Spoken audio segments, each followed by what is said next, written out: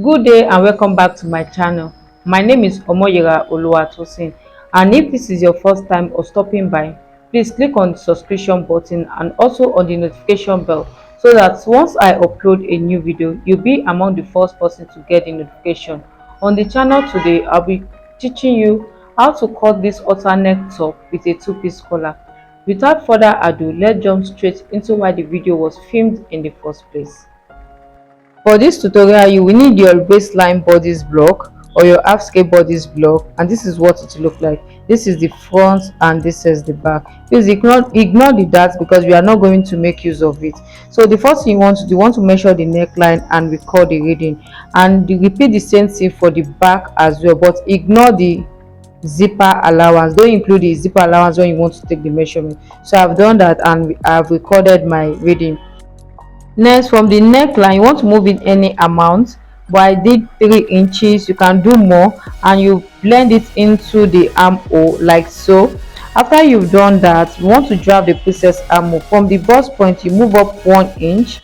That's what you see me doing. I move up 1 inch for the bust point to create more room for my bust. Then I blend it into the armhole like so. Repeat the same thing I did here. I blend it into the armhole. The next thing you want to do, you want to tighten the armhole and the under bust. The first thing you want to do, you want to draw your under bust line from the bust point. Make sure your bust radius and rule a line. After that, you tighten the under bust. What I did here was I move in and out half an inch and draw my cup. After drafting the cup, you want to connect the underbust tightening amount to the dart on the waist, and this is what you're going to have. The next thing you want to tighten the armhole so that it won't gape. So what I did here, I use 0.75 of an inch, that is half and quarter of an inch, to tighten the armhole. Next, I use a marker pen to highlight the patterns. So after lighting the pattern, there's the opening at the center fold. I came in from the on the chest line half an inch and draw my opening like so. I connect the opening to the neckline. Please repeat the same thing. Connect your opening to the neckline. You can use quarter of an inch or half an inch. So that's the opening part that I just cut. So you cut out this tightening amount, and this is what you should have. On the bust dart, move in 1 inch and retrace the bust dart. After that, snip up to that 1 inch point and close the dart. There will be a little opening. Close it up and use a scissors to trim it so that it will give you that round bust shape that your bust have. And this is what the front set is looking like. Now let's work on the back part of this top. This is what the back part is looking like. The next thing you want to do, you want to extend your bust line to the zipper allowance before you tighten the bust line. So I'm just coming in from the dart point half an inch. I'm coming in and out half an inch before connecting it to the waist dart. So that's all for the back part of this top. So I'm just trying to label it, the center, back and the side seam, so that I'll know which pattern to match to which pattern when I'm stitching them together. So I'm just using a marker pen to highlight my important set. So this is what the back is looking like. I'm going to trim it off and show you what the set look like when you are done drafting them. So after trimming it off, you're going to bring the front and the back pattern sets together. So this is what it look like. This is the back and this is the front. The only part that is missing now is the collar part of this top.